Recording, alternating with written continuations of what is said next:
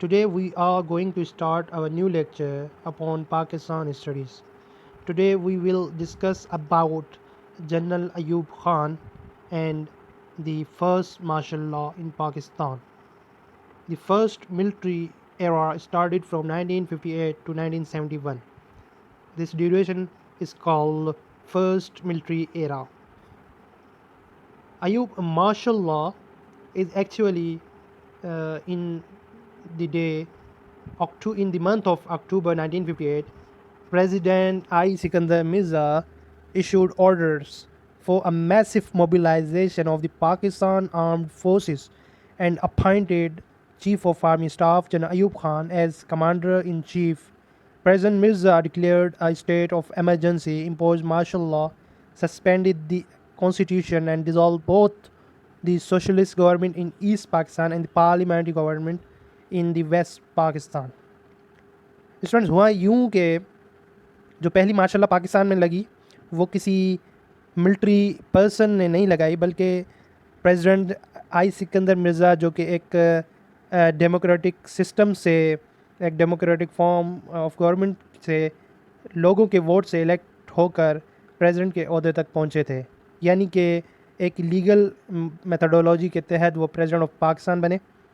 लेकिन हुआ यूं कि पहली martial law president I Sikandar Mirza ने ख़ुद लगाई, और वो क्यों लगाई? वो इसलिए लगाई क्योंकि हालात मुल्क के इतने नागुज़ीर हो चुके थे कि थोड़े ही अरसे में एक ही प्रेसिडेंट के अंडर 4 प्राइम मिनिस्टर तब्दील हो चुके थे।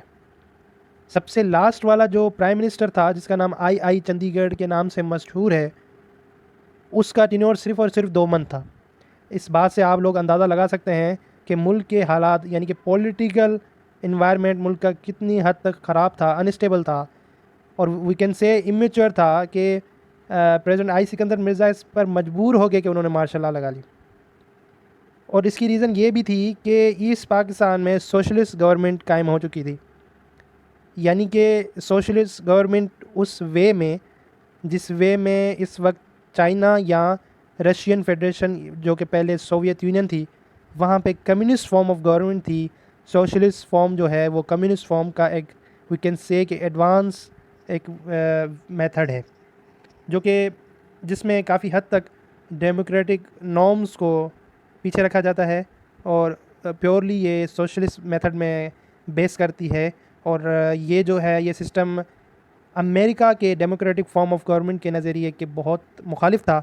यही रीज़न थी जिसकी वजह से कोल्ड वार के एंड में यानी कि 1991 में जब सोवियत यूनियन टूट गया तो उसके बिहाइंड रीज़न भी यही थी कि उनका नज़रिया जो था वो कम्युनिस्ट फॉर्म ऑफ गवर्नमेंट था, और अमेरिका का नज़रिया डेमोक्रेटिक फॉर्म ऑफ गवर्नमेंट, यानी कि इस नज़रिए के तहत दोनों के बीच में इख्तलाफात थे। और वो इसके एंड में उन्होंने बिलाखिर सोवियत यूनियन को बहुत से हिस्सों में तोड़ने की एक मुहिम चलाई, और कोल्ड वार के नतीजे में सोवियत यूनियन बहुत से टुकड़ों में तकसीम हो गया।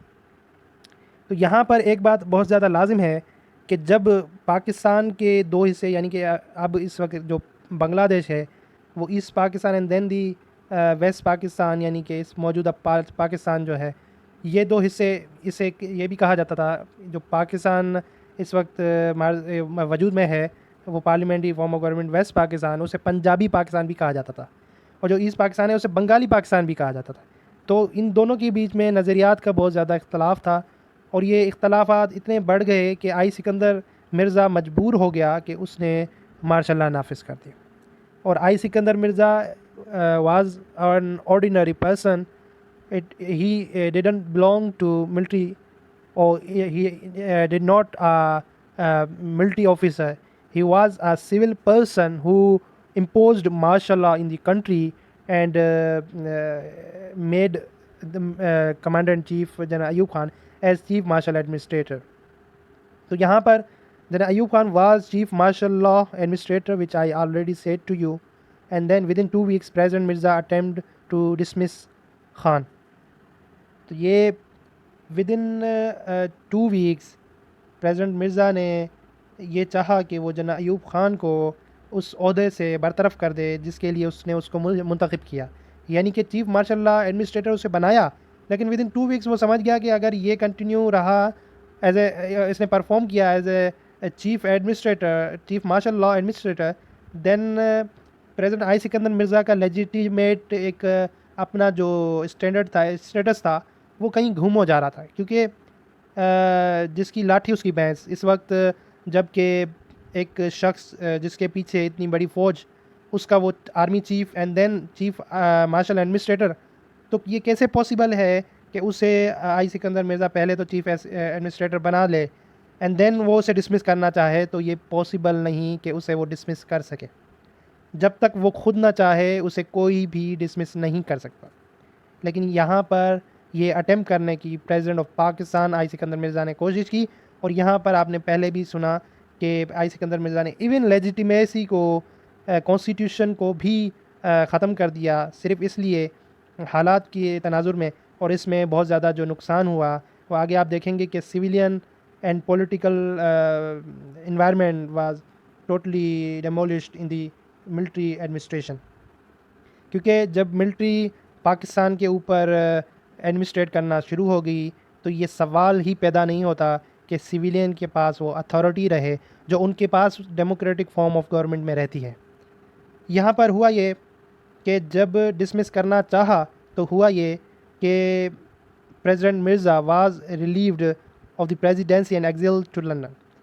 यहाँ पर उलट हो गया, जिस पर्सन को, जिस शख्स को, जिस मिलिट्री ऑफिसर को आई सिकंदर मिर्ज़ा ने चीफ मार्शल एडमिनिस्ट्रेटर अपॉइंट किया था, उसी चीफ एडमिनिस्ट्रेटर ने आई सिकंदर मिर्ज़ा के इस एक्ट के बाद उसे लंदन एक्सिल कर दिया, उसे निकाल दिया, मुल्क से ही निकाल दिया।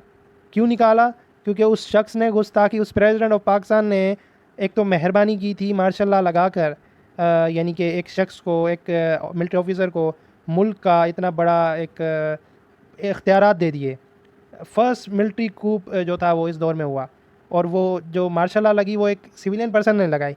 लेकिन अब इंटरेस्टिंग बात ये हुई कि उसी शख्स ने, जिसको इख्तियारात से नवाजा आई सिकंदर मिर्ज़ा ने, उसी शख्स ने इतना बड़ा कदम उठाया और एक्सिल कर दिया आई सिकंदर मिर्ज़ा को, लंदन भगा दिया और कहा अब तुम्हारी यहाँ पर कोई ज़रूरत नहीं।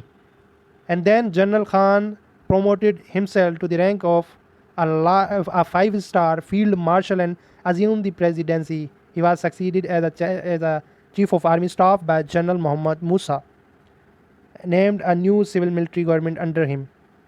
अब यहाँ पर आप देख सकते हैं कि वही पोस्ट, वही डेजिग्नेशन जो कि आई सिकंदर मिर्ज़ा के पास थी, और जो आई सिकंदर मिर्ज़ा ने अपनी पावर्स का यूज़ करके उसको वहाँ से, यानी कि आई सिकंदर मिर्ज़ा ने मार्शल लॉ लगाई, अयूब खान को इतना बड़ा ओहदे से नवाजा। ना सिर्फ उसने आई सिकंदर मिर्ज़ा को मुल्क से निकाल दिया, मुल्क बदर कर दिया, लंदन भेज दिया, बल्कि उसके साथ साथ उसने प्रेसिडेंसी पर भी अपना कब्ज़ा जमा लिया। क्योंकि ज़ाहिरी सी बात है, एक शख्स के पास इतनी ज़्यादा पावर्स आ गई तो वो जो चाहे करे, उसको कोई रोकने वाला नहीं होता।